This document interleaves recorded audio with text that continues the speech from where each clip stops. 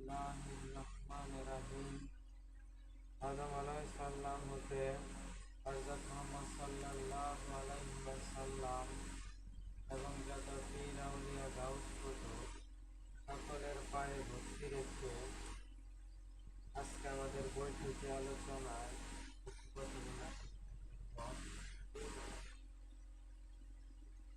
আমরা মুসলমান, আমরা ইবাদত বন্দেগী করি। আসলে প্রকৃত পক্ষে যে আমরা মুসলমান, আমাদের ইবাদত বন্দেগী আল্লাহর কাছে কবুল হয় কিনা সে বিষয় কিন্তু আমরা জানি না বা জানারও চেষ্টা করি। ইবাদত বন্দেগী কবুল হওয়ার জন্য আমার আল্লাহ পাককে যে আমরা এত ডাকি, এত দোয়া করি, কেন কবুল হচ্ছে না? আমরা আল্লাহর কাছে চাই। অনেক মাওলানারা ওয়াজ মাহফিল নানান জায়গায় আল্লাহ পাকের কাছে হাত তুলে দোয়া করে। এই দোয়াগুলো আসলে প্রকৃত পক্ষে কেন কবুল হচ্ছে না, এই বিষয়ে আজকে কিছু আলোচনা। দোয়া কবুলের প্রথম শর্ত, আমাদের যে ভিতরে শয়তান নামক যে বস্তুটা আছে এবং নফস, আমি প্রত্যেকটা মানুষ একটি করে নফস, আর প্রত্যেকটা নফসের সাথে একটি করে শয়তান থাকে। নবী করিম সাল্লাল্লাহু আলাইহি ওয়াসাল্লামকে সাহাবীরা প্রশ্ন করেছিল, হে রাসূল, সকলের সাথে যদি একটি করে শয়তান থাকে তাহলে কি আপনার কাছেও আছে? নবী করিম সাল্লাল্লাহু আলাইহি ওয়াসাল্লাম উত্তর দিয়েছিল, হ্যাঁ, আমার সাথে একটি শয়তান ছিল, কিন্তু সেটা মুসলমান হয়ে গেছে। সেহেতু প্রত্যেকটা নফসের সাথে একটি করে শয়তান থাকে। যতক্ষণ পর্যন্ত একটা মানুষের ভিতরে একটি শয়তান থাকবে তখন সেই ব্যক্তি দুইজনে সমন্বিত। যখন দুই থাকবে তখন আল্লাহ পাক ডাক শুনবে না। আর যখনই ওই শয়তানকে দূরীভূত করতে পারবে, যখন বান্দা এক হয়ে যাবে, তখনই আল্লাহ পাক সেই ডাক শুনবে। এ কারণে একমাত্র আমরা এত ডাকা ডাকি, আল্লাহ পাকের কাছে চাই, আল্লাহ কেন দেয় না, কেন কবুল করে না?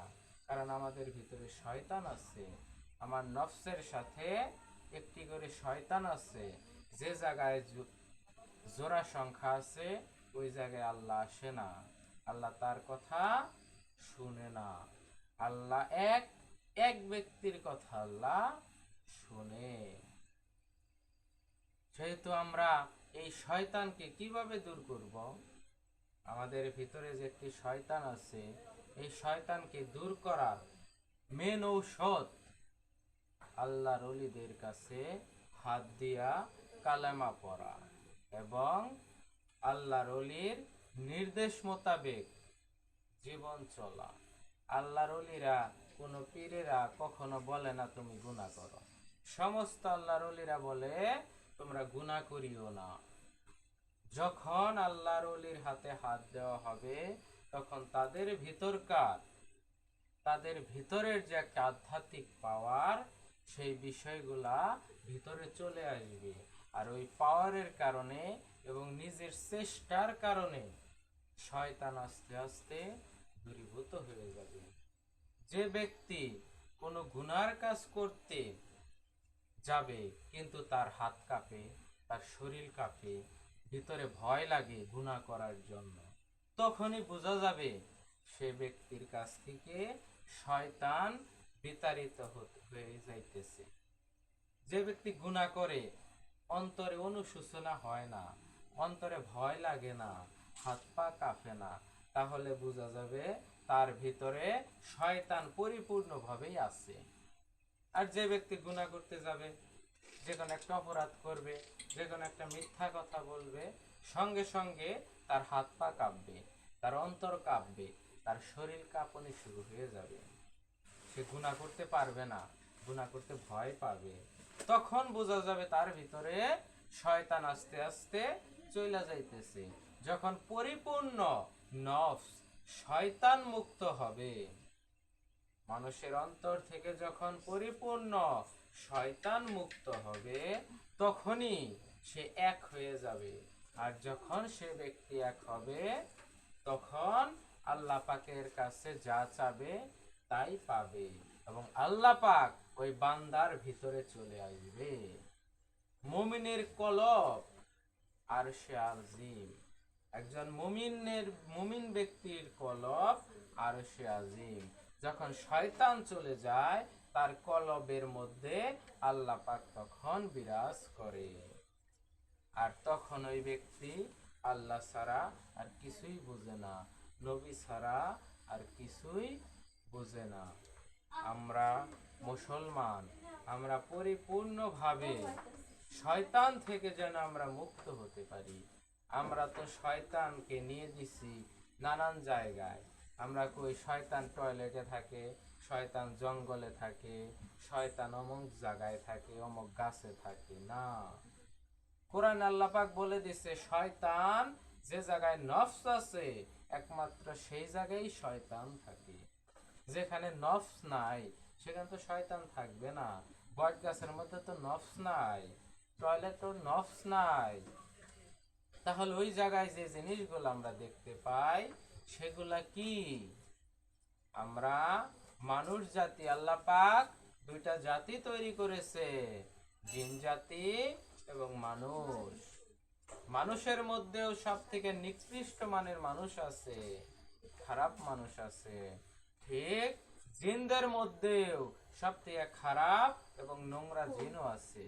ওই জিনগুলা একমাত্র নানান জায়গায় থাকে এবং মানুষকে ভয় ভীতি দেখায়। ওইগুলা প্রকৃত পক্ষে শয়তান না, ওইগুলো হলো জিন জাতির একদল খারাপ অংশের লোক। তারা মানুষের মধ্যে এরকম খারাপ আছে, ভালো কাজ করতে গেলে, ভালো কোনো কিছু কাজ করতে গেলে শয়তানি শুরু করে দেয়। যেমন আমাদের এখানে বর্তমানে আমাদের এই জায়গায় যে ধর্মীয় বিষয় আলোচনা করা হয়, প্রকৃত সঠিক জ্ঞানের বিষয় আলোচনা করা হয়, নবীর শানের মিলাদ, নবীর শানের কিয়াম, আল্লাহ পাকের জিকির আজগার হয়। বর্তমান আমাদের আশেপাশেও কিছু আবু জেহেল নমরুদের সন্তানাদি বের হয়েছে। তারা এই জিনিসগুলাকে নানান রকমের মন্তব্য করতেছে। এদেরকে দেখলেই বোঝা যাবে আবু জেহেলের বংশধর, আবু জেহেলের বংশধর, এজিদের বংশধর।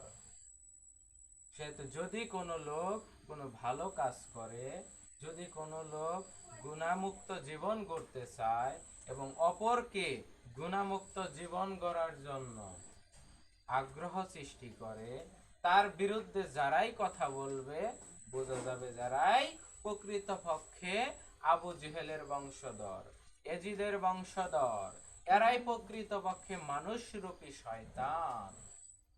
এদের ভিতরে শয়তান ঢুকে গিয়েছে পরিপূর্ণ, এদের নফসটাকে শয়তান আবদ্ধ করে নিয়েছে।